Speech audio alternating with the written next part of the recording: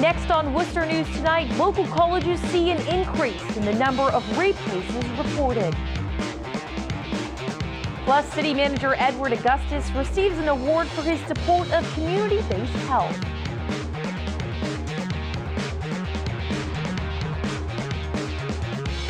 Good evening and thanks for joining us. I'm Anna Botari. College campuses across central Massachusetts recently received their annual Clery Act reports. The findings show schools in the area have seen an increase in the number of rape cases on campuses for the third consecutive year. Our Cam Janjar now joins us live with reaction. Cam? Anna, some local colleges even saw their number of reported cases double in the last year, but one expert says there may be a reason behind that. Colleges in central Massachusetts reported 34 cases of rape on their campuses in 2016. Area schools are required to keep and disclose campus crime statistics. While increasing numbers look concerning, student health advocates say it might also be a positive sign.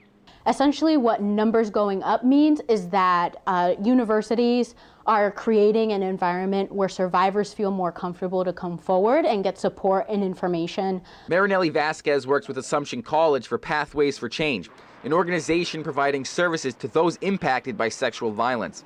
She says on a college campus, it's crucial for students to come out when they experience sexual misconduct. When people report, essentially what that does is that it breaks the silence and it makes it more difficult for more people to get assaulted. Massachusetts Senator Michael Moore has filed a bill which aims to reduce barriers for victims to report sexual violence incidents. The bill would require all higher education facilities in the state to train its staff and students in prevention of sexual assault.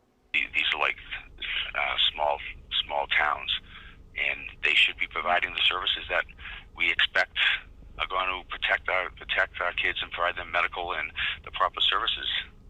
The 34 rape cases in 2016 is an increase from the 25 local colleges reported in 2015. College students say it's important to be prepared, but some tell us they're not concerned about sexual violence on campus. Does that make you nervous at all, seeing that those numbers are on the rise? I mean, personally, I don't think it does. Never try to be alone. In general, like late at night, I'll always try to be with someone. I don't feel unsafe. Maybe that's because of prior experience, and just generally something I don't feel concerned about personally. Now, Moore says the bill has gone through the Senate and it currently sits in the House. He says he hopes the amount of awareness that's been raised in the last year helps push the bill through. Anna? Thanks, Cam. Well, City Manager Edward Augustus recognized tonight at the 45-year celebration of the Edward M. Kennedy Community Health Center.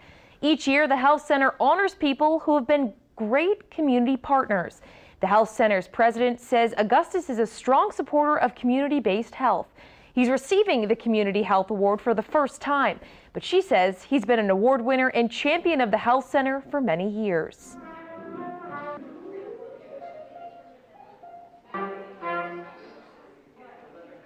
He was a champion of the health center when he was a state senator.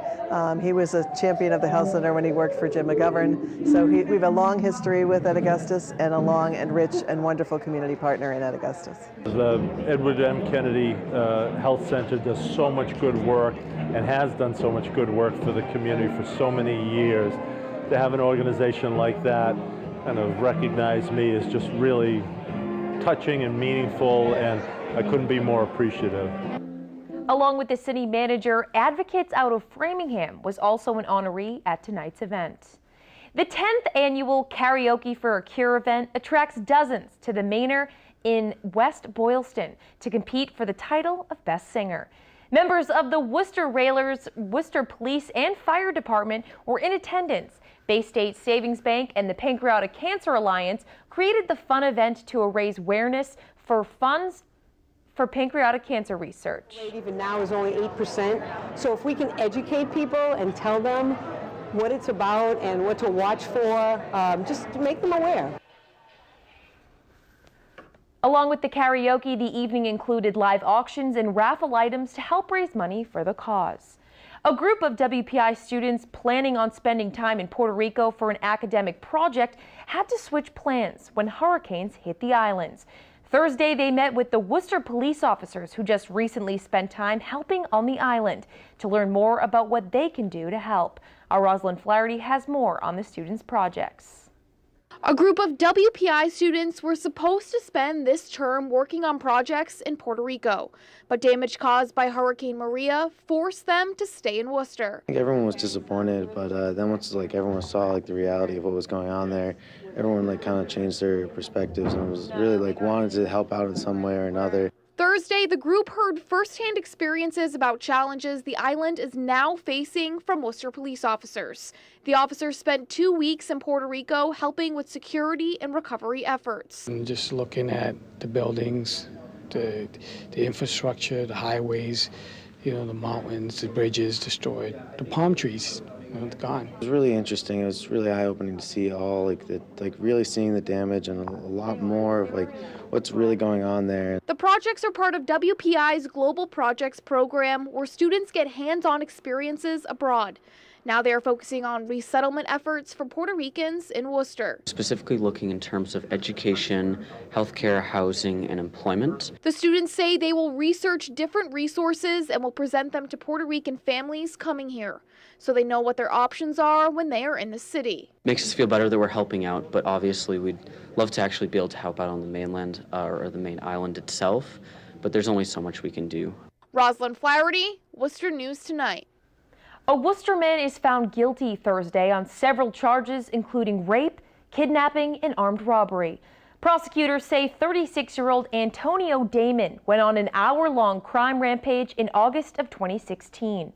Damon was convicted of raping a woman in an office building, later stealing a vehicle from another woman. He got into 2 accidents while trying to escape. According to the Worcester County District Attorney's Office, Damon was found guilty Thursday of 18 charges. He'll be sentenced on November 17th. In the meantime, he'll remain in custody without bail. Assumption College recognizing men and women who have served or are serving in the U.S. Armed Forces Thursday.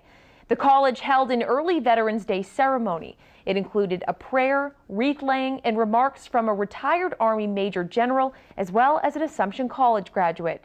General Robert Catalanotti now works as the senior advisor to the Assistant Secretary of Defense for International Security Affairs.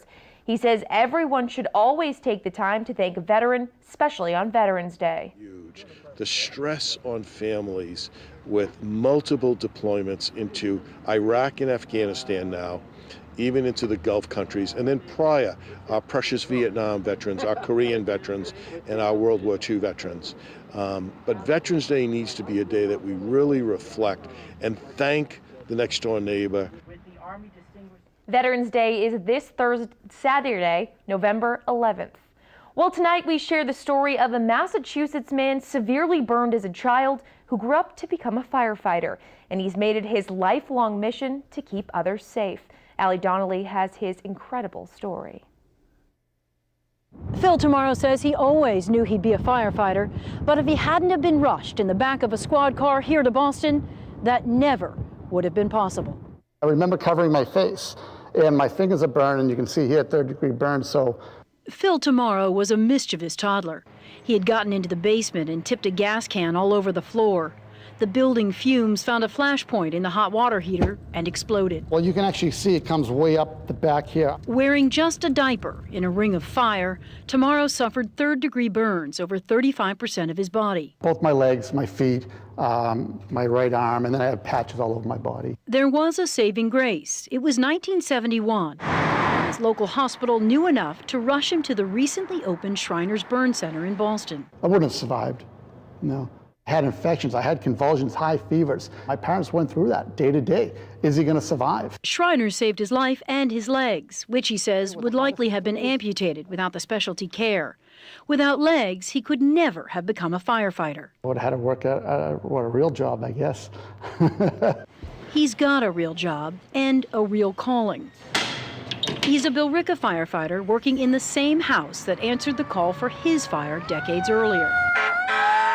He's the town's fire safety educator and travels the country promoting the value of burn centers. You put it back on top. Okay. Like the other way, yep. And he's a tireless volunteer for Shriners. I miss my friends. Right. and I miss my family. 12-year-old Michelle was severely burned in a household accident in her native Belize 2 years ago. She and Tamaro played Jenga. Oh, what's this one hanging out right there? They talked doctors and surgeries, swans and snow. I think they have these ones here. Yeah. Oh, well, thank you. There is no mention of scars, though Tamaro says they tell a person's story. What's yours, we ask. I'm resilient. I'm resilient. There's no stopping. Knocked down, getting up, reaching out. I won again. I know. Allie Donnelly, Worcester News Tonight.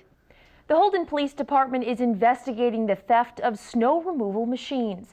The town posted these pictures on their Facebook page of similar machines. Police say they were stolen from a local landscaping company.